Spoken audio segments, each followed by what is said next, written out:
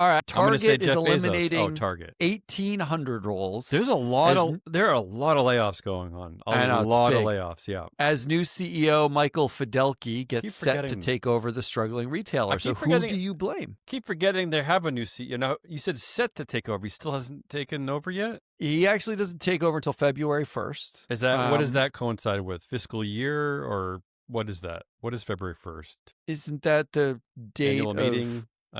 what? What is Groundhog Day? That's Groundhog Day Eve. That's it. Groundhog Day Eve. That's when we're celebrating the new the fact CEO.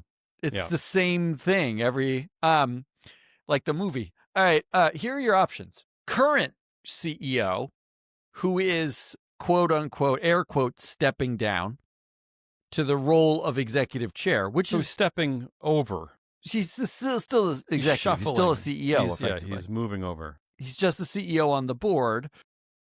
Current CEO Brian Cornell is able to fire 1,800 people and then just fade away. There's no. He just gets to so he can make all these choices. He could be like, I'm going to forget 1,800. I'm going to fire 18,000. Who cares? I can fire however. Who's going to stop me? In fact, if I was the future CEO, I would ask Brian to do it so that they wouldn't blame me. I'd be like, can you just do this? Yeah. I'd be asking Brian Cornell to do everything bad. Can you just say the N-word 6 times into a microphone and then go be the executive chair? I don't know if that's necessary. I'm just saying he could. Or he could get rid of the DEI policies, which in effect is sort of the same thing. They did that already. Yeah, it's a version of that. It's a version of saying the N-word 6 times in the mic. So do you have Brian Cornell, current CEO? Do you have future CEO Michael Fiddelke, who starts on, like I said, February 1st, but he's currently the COO. Yeah, that's the problem. He's not actually new blood. It's not exactly like old blood. He's a new guy. He's been there for over 20 years at Target. Yeah. He's in charge. He actually sent the memo to the employees. Telling them that 8% of the workforce will be cut. That's horrible. This is the first of many cuts. So they're already going to hate him and be afraid of him when he takes over. This is not going to. We know this is not going to work. I mean, this is just not going to work. I'm sorry.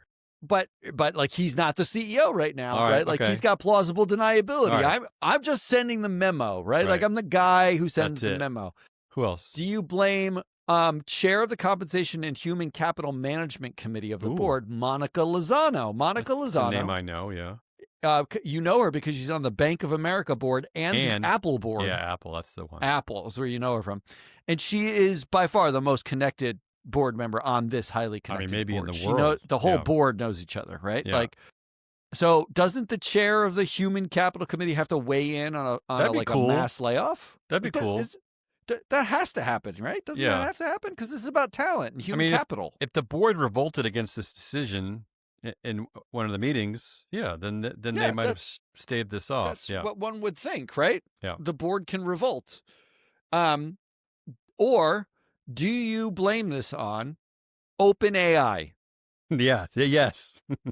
I blame them for a lot. Yeah. Why OpenAI? There's 2 reasons. Why? You might blame it on because they partnered with Walmart. No.